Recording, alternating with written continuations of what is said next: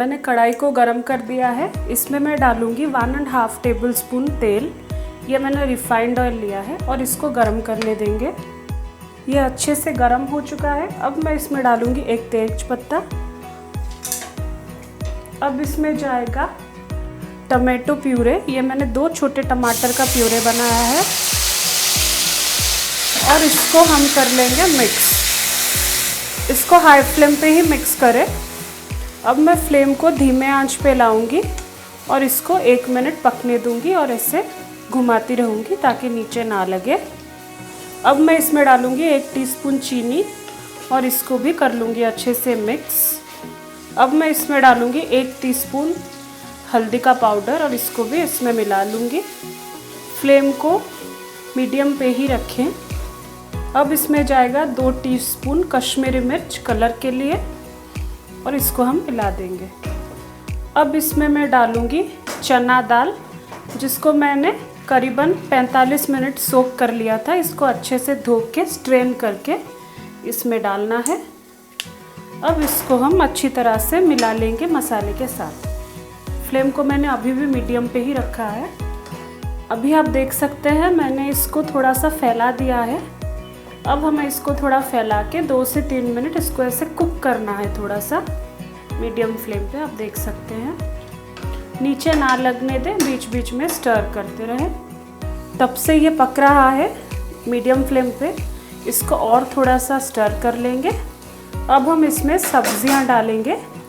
सब्ज़ी में हमें आलू और कद्दू डालना है। ये मैंने एक बड़ा सा आलू को चॉप किया है और 200 ग्राम कद्दू लिया है। इसको आप समान मोटाई से काटें। अब हम इसको इसमें मिला देंगे। अच्छे से मिलाना है। इसको थोड़ा अभी हमें फैलाना है। इसको ऐसे हमें फैला के और 2 मिनट ऐसे पकाना है और बीच बीच में घुमाते रहना है। अब मैं इसमें डालूँगी आधा टेबलस्पून धनिया का पाउडर और इसको हमें कर लेना है मिक्स। अब मैं इसमें डालूँगी 1 टेबलस्पून करी पाउडर और इसको कर देंगे मिक्स। अभी हमें इसमें डालना है पानी। मैं डाल रही हूँ 500 ml पानी। फ्लेम को अभी भी मैंने मीडियम पे ही रखा है। इसको अच्छे से मिला लेंगे धीरे से। आप देख सकते हैं इसका कलर कितना अच्छा आ गया है। अब मैं फ्लेम को करूँगी हाई और इसको एक उबाल आने दूँगी। अभी आप देख सकते हैं कितनी अच्छी तरह से उबाल आ गया है। अब इसमें जाएगा स्वाद अनुसार नमक और इसको हम मिला लेंगे। अब इसमें मैं डालूँगी 1.5 टीस्पून यानी कि 1.5 छोटी चम्मच गरम मसाला और इसको भी कर लूँगी मिक्स। इसको आप प्रेशर कुकर में भी कर सकते हैं, पर प्रेशर कुकर में करने से ये जो दाल है ये खिले खिले नहीं रहेंगे।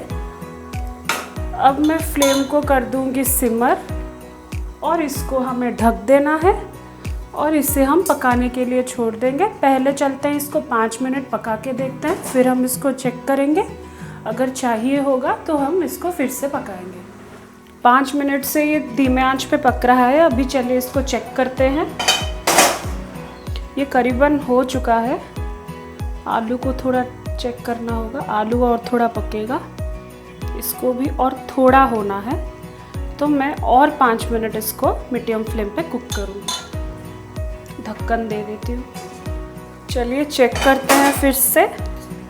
हमारा कद्दू परफेक्टली कुक हो चुका है, आलू भी। अब हमें इसको चना दाल को देखना है। आप देख सकते हैं ये पूरा होल है पर ये अच्छे से परफेक्टली कुक्ड है।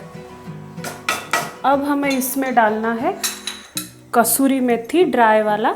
ये मैं आधा टेबलस्पून डाल रही हूँ और इसको हमें कर देना है इसमें मिक्स। आप देख सकते हैं इसका कलर कितना अच्छा आ रहा है और सारे सब्जियां और जो दाल है वो पूरा परफेक्टली कुक्ड है। और आप एक एक की खुशबू भी पा सकते हैं इससे बना के, और पूरा होली अच्छे से प्रेजेंटेबल भी दिख रहा है। अब मैं फ्लेम को कर दूंगी ऑफ और इसको ढक लेना है। अब हम इसको सर्व करेंगे।